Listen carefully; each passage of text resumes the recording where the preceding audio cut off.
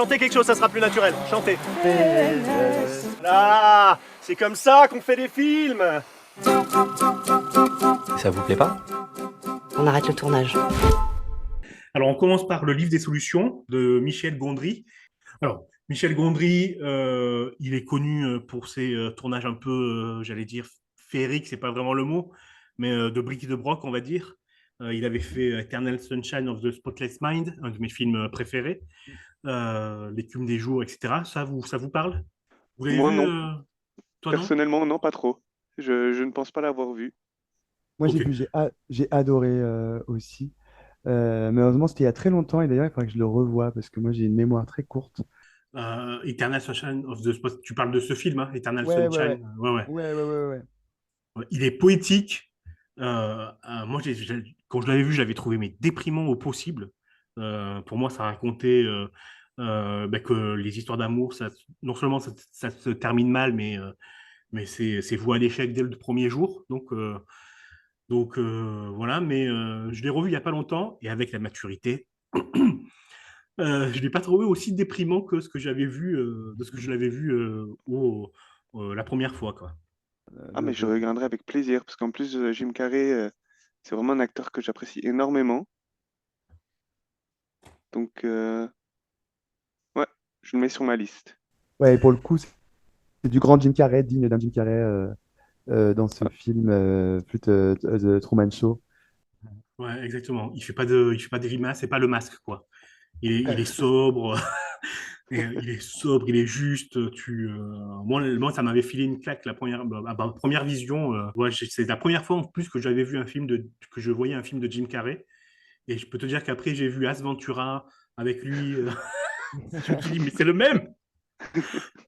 C'est la même personne. En parlant de Jim Carrey, une sorte de biographie qui est sortie aux éditions Façonnage, je crois, Façonnage, il me semble, par Adrien Desnouettes, que je vous recommande. C'est un livre de 400-500 pages, mais le récit de la vie de Jim Carrey, il est excellent et Adrien Desnouettes écrit ça vraiment très bien. Et j'espère qu'on l'aura en interview dans les prochaines émissions Et alors, en tout cas, l'invitation a été lancée. Et Adrien Desnouettes, il a aussi écrit un livre qui s'appelle Nick Taras, notamment sur l'histoire du rire en France. Et il parle beaucoup de Mustapha El Atrassi et du racisme qu'il y a dans l'histoire de l'humour en France. Et c'est vraiment un livre que je vous recommande, mais chaudement, peut-être plus que le livre de Jim Carrey. Nick Taras, Une histoire du rire en France, ou Jim Carrey, c'est tous les deux écrits par Adrien Desnouettes. Et je le répète, j'ai lancé une petite invitation à Adrien. J'espère qu'il y répondra favorablement. Yes, Euh, top, top. Et pour revenir juste à Michel Gondry, moi j'ai vu un truc, c'est qu'il a fait un documentaire avec Noam Chomsky, qui est un grand philosophe américain anticapitaliste, et j'aimerais bien le voir parce que je me demande ce que ça donne son travail de documentaire et d'entretien, qui est totalement différent que ce que je pense a pu faire, voilà, sur Gondry dans d'autres films comme tout ce dont on a parlé, quoi. alors oui, c'est un très bon film, hein. Le documentaire sur Noam Chomsky. Il fait plein de petites animations, en fait, pendant le discours de Noam Chomsky, et ça ne te sort pas du tout du discours, ça te fait encore plus rentrer dedans. C'est vraiment un des meilleurs documentaires que j'ai vu, et je vous le recommande. Ce qui fait 3 recommandations en même pas 10 minutes. C'est bien, c'est bien. Donc, pour revenir au livre des solutions, donc moi, je l'ai vu, j'ai beaucoup aimé le film. C'est vraiment très drôle comme film. Donc, grosso modo, ça raconte l'histoire d'un réalisateur qui se fait couper les crédits pour son film parce qu'il est trop long, parce qu'on comprend rien à son film. Quand je dis on, c'est les producteurs, ce sont les producteurs du film. Donc, ils lui disent on récupère toutes les bandes et on va finir le montage nous-mêmes. En gros, il perd la paternité de son film. Pour contrer ça, il vole les bobines et il s'enfuit dans les Cévennes, il me semble, si je me souviens bien, pour terminer son film tout seul avec son équipe. Et le souci, c'est que le réalisateur est un petit peu schizophrène et il commence à délirer complètement pendant le montage du film, à avoir des idées extravagantes, à essayer de les mettre en œuvre. et ça donne des scènes hilarantes, notamment Je vais soiler, mais c'est pas grave, avec Sting, qui est, je crois, une des scènes les plus drôles que j'ai vues au cinéma depuis longtemps. Vraiment, c'est un très très bon film. Moi, je trouve ça fou qu'on puisse enlever la paternité ou d'un film quand c'est toi qui as l'idée, quand c'est toi Mhm. qui passe autant de temps dessus et on te dit, bon, pour telle raison, alors souvent financière, c'est une autre personne plus bankable, entre guillemets, qui va récupérer le bébé, quoi. Je trouve ça ahurissant. Oui, non, j'allais dire surtout des gros projets comme des films, bah, même le livre des solutions, ça devait être un. L'histoire, je pense que elle sort pas de nulle part. Ouais, c'est ce qui lui est arrivé, il a dit, hein, c'est ce qui lui est arrivé sur le film L'écume des jours, où il s'est totalement laissé prendre Ah bah oui. au piège du cinéma, entre guillemets, quoi. Donc il y a un truc qui m'a frappé quand j'ai été voir le film, c'est le public. Euh, j'ai trouvé qu'il y avait vraiment il y avait vraiment un certain type de public pour certains films. Je vais m'expliquer un petit peu. Donc là, le public était très hétérogène. Donc il y avait des jeunes, des vieux, des très jeunes, des très vieux. Il y avait j'allais dire des CSP+, comme si on pouvait repérer les CSP+, mais vous inquiétez pas, il y en avait. Donc c'était vraiment très hétérogène. C'est rare que je vois ça dans un film. Généralement, ça attire un film, ça attire, en tout cas de ce que j'ai vu moi dans le public, ça attire chaque fois une certaine catégorie de personnes. Je ne sais pas si vous allez me suivre sur ça ou pas. Et là, j'ai trouvé que c'était vraiment un public mais très mélangé et très France Inter aussi, je dirais. C'est-à-dire que, alors le film est drôle, vraiment très drôle, mais bon, tu ne te tiens pas les codes de rire, hein, ça reste une petite comédie. Mais par contre, dans la salle, il y avait des réactions vraiment disproportionnées à l'humour, c'est-à-dire que les gens marquaient les bonnes répliques par un rire vraiment tonitruant en disant ah, cette réplique elle est bonne. Je sais pas si vous avez été confronté à ça ou si je délire totalement.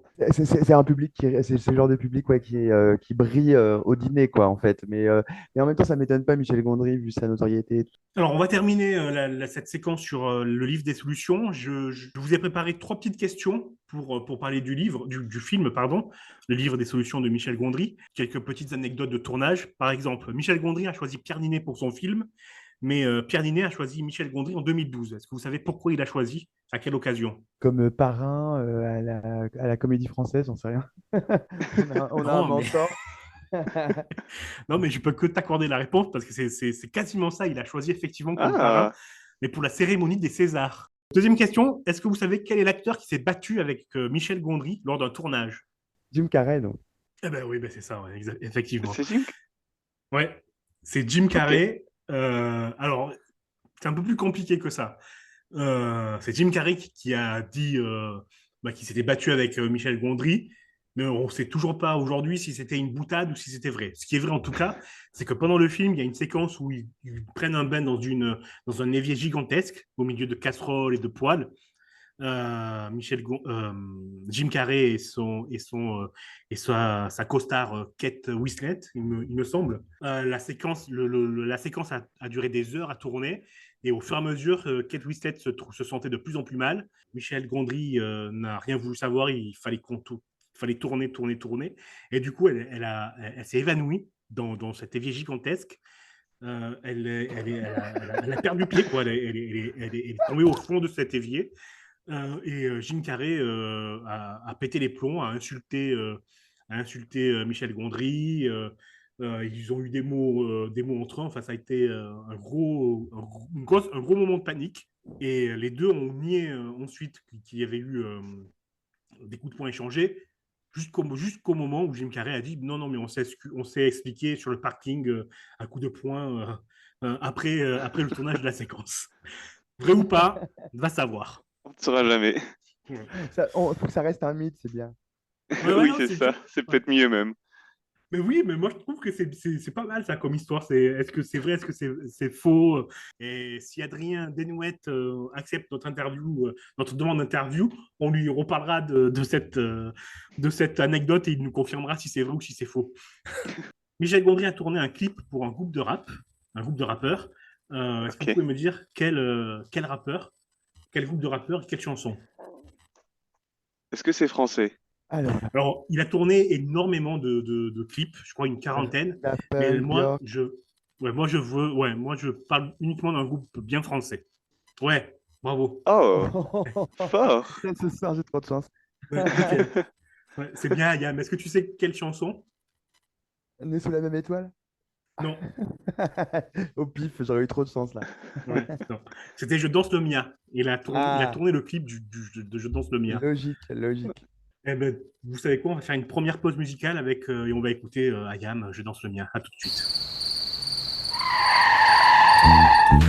Jeff Fada, je craigne des gueux, je vous prenne tous ici, un par un. Au début des années 80, je me souviens des soirées où l'ambiance était chaude et les mecs rentraient. Stan Smith sur pied, le regard froid. Ils scrutaient la salle, le trois quarts en cul roulé autour du bras. Ray-Ban sur la tête, sur vêtements taquini. Pour les plus classes, des mocassins Nebuloni. Dès qu'il passait, caméo, Midnight Star, SOS Bond, Delegation ou Chalamar. Tout le monde se levait, des cercles se formaient. Des concours de danse, on peut partout s'improviser. Je te propose un voyage dans le temps via planète Marseille, je danse le Mia. Je danse le Mia. C'est le pionnier avant pour danser le Mia. Je danse le Mia. Ce soir les bagues brilleront pour danser le Mia. Je danse le Mia. DJ mets-nous donc du funk, je danse le Mia. Je danse le Mia jusqu'à ce que la soirée vacille. Une bagarre au fond et tout le monde s'éparpille. On râlait que c'était nul, que ça craignait. Le samedi d'après on revenait tellement qu'on s'emmerdait. J'entends encore le rire des filles qui assistaient au ballet. Des Renault 12 sur le parking. À l'intérieur, pour elles c'était moins rose. Oh cousine, tu danses ou je t'explose? Voilà comment tout s'aggravait. En un quart d'heure, le frère aura piqué. Oh, comment tu parles à ma soeur? Viens avec moi, on va se filer. Tête à tête, je vais te fumer derrière le cyprès. Et tout s'arranger ou se régler à la danse. L'un disait fils, y'a aucune chance. Et les filles, mes chaussures brillent. Hop, attends, je brille, je te bousille, tu te rhabilles. Et moi je danse le Mia. Comme les voitures, c'était le défi K8, c'est 73. JM 120, mon petit, du grand voyou à la plus grosse moquette, la main sur le volant. Avec la moquette, par soleil pionnier sur le pare-brise arrière. Dédé et Valérie écrit en gros sur mon père. La bonne époque où on sortait la 12 sur Magic Touch. On lui collait la bande rouge à la Starsky Hutch. J'avais la nuque longue, Eric aussi, Malek, Coco, la coupe à la Marley, Pascal et Terrasta. Des afros sur François et Joe. Déjà à la danse à côté de personne ne touchait une bille. On dansait le Mia. Je danse le Mia. Je danse le Mia.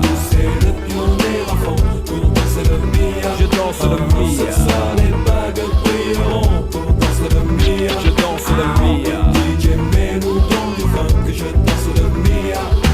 En direct sur Radio Chacal, en duplex live avec le Star Flash Laserlight Action Club, c'est tout de suite 3, 2, 1, DJ. Merci à toutes et à toutes d'être avec nous ce soir encore au New Star Flash Laserlight Action Club. Nous sommes ensemble ce soir pour une soirée de bonheur musical avec un grand concours de danse, de nombreux super cadeaux pour les heureux gagnants. Il y aura des t-shirts Marlboro, des autocollants Pionnier, des caleçons JB, des peluches. À la technique c'est Michel, le light jockey c'est Momo. On monte sur les tables, on lève les bras bien haut, allez c'est parti. Je danse le Mia. Je danse le Mia. Je danse le Mia, pas de pacotille, chemise ouverte, chaîne en or qui brille. Des gestes lents, ils prenaient leur temps pour enchaîner les passes qu'ils avaient élaborées dans leur quartier. C'était vraiment trop beau, un mec assuré, tout le monde criait ah oui Milo. La piste s'enflammait et tous les yeux convergeaient. Les différences effacées et des rires éclatés. Beaucoup disaient que nos soirées étaient sauvages et qu'il fallait entrer avec une batte ou une hache. Foutaise, c'était les ragots des jaloux. Et quoi qu'on en dise, nous on s'amusait beaucoup. Aujourd'hui encore, on peut entendre des filles dire aïe aïe, y'a plus d'âge sur le Mia. Je danse le Mia. Je danse le Mia. C'est le pionnier à fond pour danser le Mia. Je danse le Mia. Ce soir les bagues brilleront pour danser le Mia. Je danse le Mia. DJ mets-nous donc du funk. Je danse le Mia. Je danse le Mia. Presse à portée. La revue de presse des critiques médias. Alors, presse à portée. Alors, cette semaine, je vais vous parler de la sortie du film Bernadette de Léa Domenech. Donc, c'est son premier film, mais elle a créé et réalisé la série Jeune et Coloris, alors que j'ai jamais vu. Ça parle d'une stand-upper qui monte à Paris pour réussir. D'ailleurs, on dit stand-upper ou stand-uppeuse quand c'est une femme? Je sais pas. Bref, c'est une comique qui monte à Paris pour tenter de réussir et qui tombe amoureux d'un gars, il me semble, beaucoup plus vieux qu'elle. Et c'est la fille du journaliste politique qui est spécialiste de Jacques Chirac, Nicolas Domenech. Domenac, pardon. Bon, bref, maintenant que j'ai dit ça, c'est comme si j'avais rien dit. Ça n'intéresse pas par rapport à la sortie de ce film. Donc, je vais me concentrer sur le film et sur la presse. Donc, la presse, elle, dans l'ensemble, elle a aimé le film. Il y a une tendance qui se dessine particulièrement, c'est la réussite de Catherine Deneuve dans le rôle de Bernadette. Toute la presse, même celle qui n'a pas aimé le film, salue et applaudit la performance de l'actrice. Alors, moi, c'est ce point-là qui me met, j'allais dire mal à l'aise, mais c'est pas mal à l'aise, mais je suis un peu perplexe. Alors, pas parce que Catherine Deneuve joue mal. J'ai vu le film, hein, elle joue très bien, elle est nickel, il n'y a pas à dire.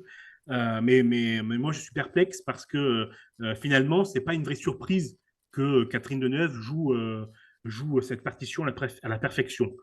Après tout, l'image publique de Catherine Deneuve, elle est pas si éloignée que ça de l'image de Bernadette. On imagine mal la Deneuve à la fête de la bière ou pensionnaire au camping Paradis. Et si elle fait ça, ben, je suis d'accord, là j'applaudirais la performance. Mais bon, là ce qu'on voit à l'écran, c'est une femme sèche, engoncée dans les tailleurs, bien pète sec. Du coup, bon, pour la performance, je pense qu'on est assez proche de l'image de Catherine Deneuve. En tout cas, tel que moi je me le fais, j'espère qu'elle ne m'en voudra pas si elle écoute ça. Thomas Fouet, dans les fiches du cinéma, écrit molle comédie qui se voudrait à la fois apolitique et féministe. Bernadette ne brille que par Deneuve, la seule et unique première dame de France. Alors moi, je pense qu'il a écrit ça au premier degré pour dire à quel point il vénérait il fallait vénérer le jeu d'actrice et la carrière de Catherine Deneuve. Mais moi, j'y vois quand même dans l'inconscient qui parle, c'est-à-dire la seule et unique première dame de France. Moi, ça me fait penser direct à une première dame hautaine et basta, quoi. Quoi qu'il en soit, dans les Échos, c'est Adrien Gombeau qui définit au mieux le film, je pense. Il a écrit, à travers un surprenant biopic comique consacré à Bernadette Chirac, Léa Doménac édifie un irrésistible monument à Catherine Deneuve. Son film tient ses promesses à coups de répliques vénéneuses, et autres gags burlesques. En gros, les gens, en fait, en fait, tout le monde est venu voir Catherine Deneuve. C'est exactement ça, oui. Ouais, tu as touché le point de ma chronique. On est venu pas voir Bernadette, mais Catherine Deneuve qui joue Bernadette. Mais oui, ils viennent voir. Et puis en plus, on doit applaudir, quoi. Et comme j'ai dit au début, bon, c'est bon, quoi. C'est Catherine Deneuve. On sait comment elle est. Bref, Éric Neuf, lui signale les dialogues. Alors c'est vrai qu'ils sont bien écrits. Il n'y a pas à dire. Mais bon, c'est du théâtre, quoi. Donc, par exemple, c'est important la fidélité, on lui dit, et elle dit ah bon, première nouvelle, par rapport aux infidélités de Jacques Chirac qu'on sait ou qu'on nous a dit qu'ils étaient nombreux. Il termine Catherine Deneuve impeccable, comme si elle avait entendu ce rôle depuis toujours. Bernadette, parfait, on vous dit. Moi, je suis un peu mitigé, hein. Je reprends ce que tu viens de dire, Pierre. C'est-à-dire que c'est un film qu'on va voir pour Catherine Deneuve, quoi, qui joue Bernadette.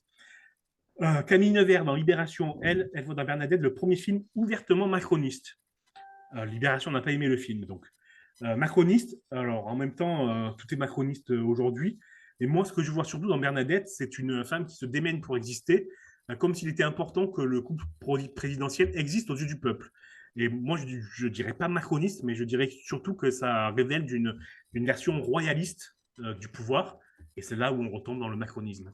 Moi, je voulais juste savoir, c'est quoi exactement l'intérêt de l'histoire du film? Ça retrace sa vie parce que Bernadette, je pense que je ne la connais pas trop, je connais pas trop son histoire.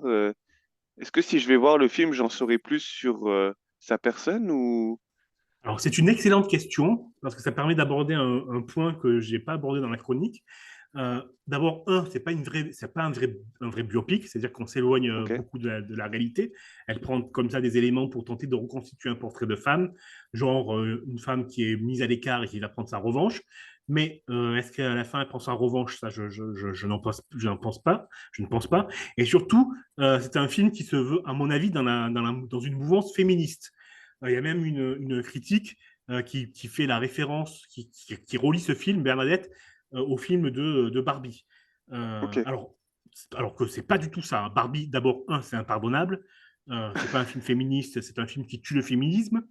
Bernadette, alors ça tue pas le féminisme, pardon, mais c'est pas non plus, c'est pas non plus. C'est pas flagrant que ça prône le féminisme. Oui, Ok. exactement. Elles ont jamais rien eu de féministe. C'est pas Simone Veil, quoi. Ok, on fait une petite pause ludique. Je vous ai préparé un petit jeu. Je vais vous donner un pitch, c'est-à-dire une histoire, un script, un scénario de série. Et c'est à vous de me dire, selon vous, si ça a existé ou si je délire complètement, c'est pour vous piéger. D'accord? Très bien. Et si jamais ça existait, on regardera, ou plutôt on écoutera, puisque c'est de la radio, on écoutera un petit extrait. Une jeune femme moche, complètement moche, qui est engagée comme rédactrice en chef d'un grand magazine de mode. Est-ce que c'est vrai ou est-ce que c'est faux? Ça m'a l'air vrai tout ça. Ouais, pour Parce Axel, que t'en Pierre? dis, Pierre? Ouais, allez, vrai. Ouais, c'est Willy Betty.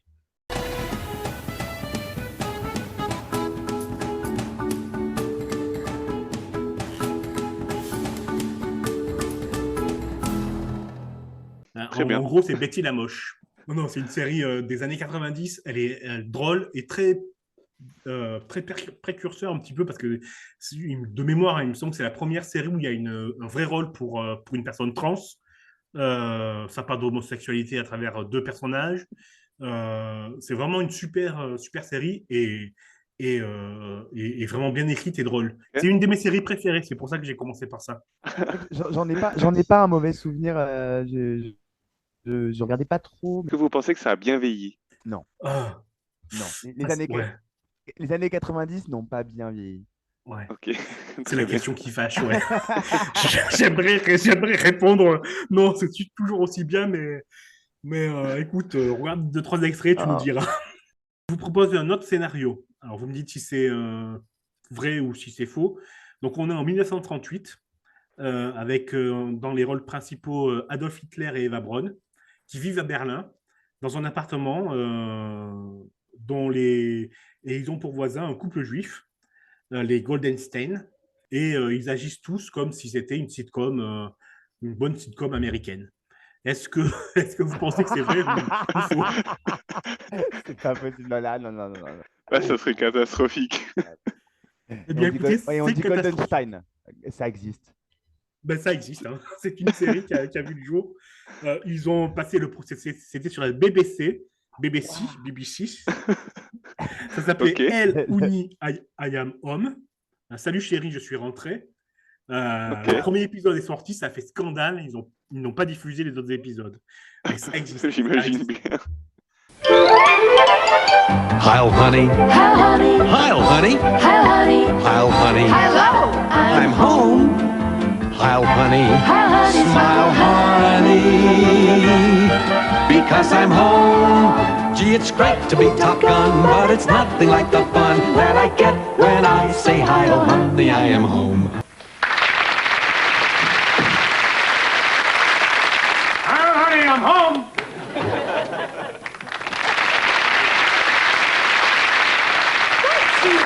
Heil, honey, me. What did I do now? Je vous conseille d'aller voir sur YouTube, c'est effrayant. On va faire une petite pause musicale. Axel, comme tu nous rejoins dans Et alors, je vais te faire l'immense honneur de choisir la musique. chanson. Ouais, donc vas-y. Ok. Très bien. Qu'est-ce qu'on écoute? Ah, je dois choisir moi maintenant? Tout de suite. Voilà, mais là, on prend de cours, là. Yellow. Eh bien, en avant pour Coldplay. Hi,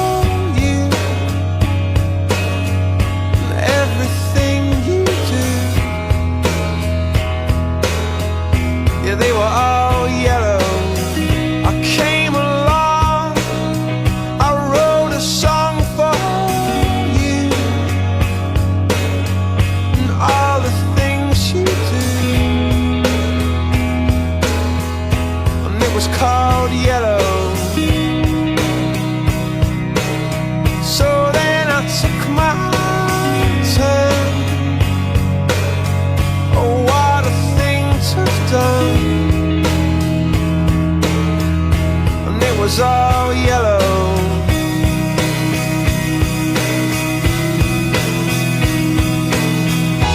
Your skin, oh yeah, your skin and bones turn into something beautiful. And you know I love you so. You know I love you so.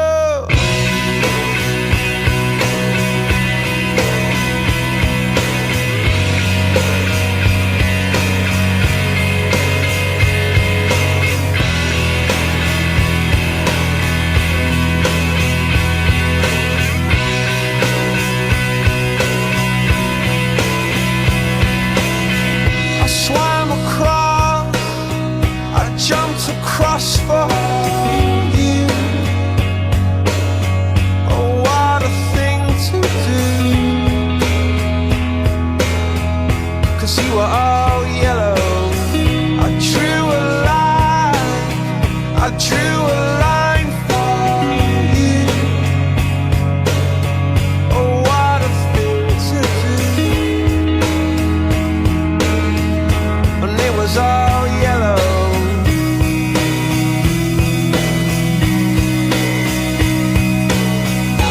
Your skin, oh yeah, your skin and bones turn into something beautiful. And you know, for you I bleed myself dry. For you I bleed myself dry.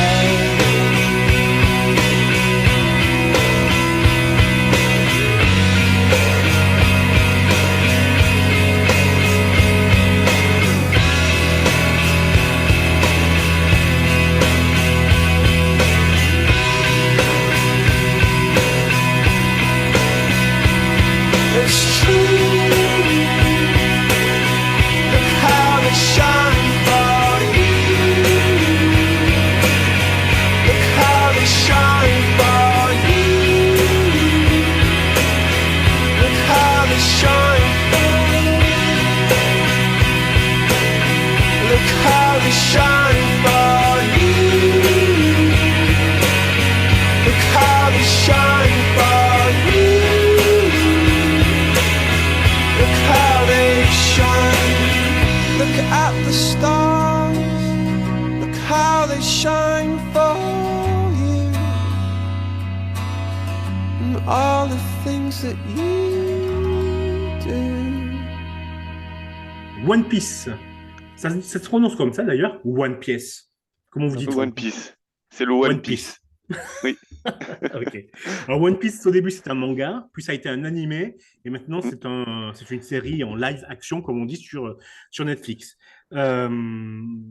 Axel, Pierre, est-ce que l'un de vous a vu la série ou pas? Moi, je l'ai vu personnellement. Ouais. Pierre, tu l'as vu? Non. Alors, Axel, je vais me reposer, c'est à toi de parler de la série. On t'écoute.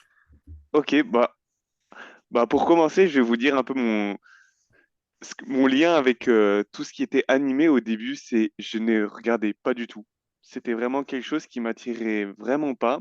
Et quand Netflix a sorti son live action sur One Piece, je me suis, je me suis dit que j'allais regarder un épisode parce que je pense que je pourrais plus m'attacher au personnage que si c'était des dessins. Et honnêtement, j'ai adoré. Et toutes les personnes que je connaisse qui avaient d'abord regardé l'animé et qui sont ensuite regardé le live action ont dit que c'était vraiment un chef-d'œuvre. Donc, et maintenant, je suis à fond dans l'animé et on m'arrête plus. Parce que c'est vraiment. Et Pierre, je te le conseille parce que c'est divertissant et l'histoire donne envie de la continuer aussi. Donc, il y a de tout. Non, et oui, c'est avec des vrais acteurs, avec des effets spéciaux. C'est un peu un film, une série Hollywood, quoi. C'est Ok. une série Netflix. Est-ce que tu peux nous parler de l'histoire du coup? De Le début. l'histoire? Ouais, ça raconte quoi? Alors, pour pas non plus trop spoil, je pense qu'on va la faire basique. C'est l'histoire d'un jeune pirate qui rêve de devenir le roi des pirates et qui a comme seul but de trouver le One Piece. qui est un trésor qui a été caché pas caché, qui a été oublié ou je ne sais pas encore parce que je ne suis pas à la fin, mais par Gold Roger, qui est lui le pirate le plus apprécié de tous, qui a été, bon ça on le sait dès le début, donc qui a été abattu sur la place publique et qui dit avant de mourir qu'il a caché un One Piece et le but c'est pour Luffy, c'est le pirate au chapeau de paille, de trouver le One Piece. C'est son but ultime et il traverse des, euh, des îles et il se passe toujours des combats très impressionnants dans le live action. Autant dans l'animé, c'est aussi très impressionnant. Et il y a aussi une histoire avec des pouvoirs, mais qui est très bien amenée. Donc, c'est très intéressant à regarder. Ouais, il me semble que c'est un peu un homme élastique, quoi, le héros. Luffy au chapeau de paille, oui. Ouais. C'est le pirate au chapeau de paille, c'est un homme élastique et parce qu'il a pris c'est un fruit du démon, il me semble, si je dis pas de bêtises. Donc, et ça donne des pouvoirs et pendant la série, on en rencontre d'autres qui ont d'autres capacités et c'est super intéressant et on s'en lasse pas. Ouais. Moi, j'aime bien le scénario. C'est vraiment, tu te prends pas la tête, quoi. Il y a des rebondissements, tu t'attaches au personnage. Oui. C'est très bien fait. J'ai pas vu l'animé, je n'ai pas lu non plus le manga, mais je suis entré moi dans la série vraiment à reculons parce que j'ai un a priori très négatif sur les séries et sur ce genre de séries. Oui, les live action, je sais que c'est très Ouais. c'est très mal vu en premier lieu, mais honnêtement, celui-ci, il y a eu pas mal de retours positifs, donc Ben oui, c'est ben là, vraiment moi, je bien. me suis laissé embarquer et je regarderai la suite, quoi. Clairement. Et je sais Clairement. pas C'est vraiment. si toi, comment tu l'as pris, mais j'aime bien aussi les valeurs de la série. Je sais pas si tu as réussi à voir à peu près ce que la série voulait apporter. En termes de partage d'amitié, tout ça, ou Oui, d'autres? en termes, oui, c'est ça, partage d'amitié, quand on a un rêve, faut pas abandonner. Et je trouve que même dans l'animé, on ressent vraiment ça et ça donne vraiment envie d'aller de l'avant.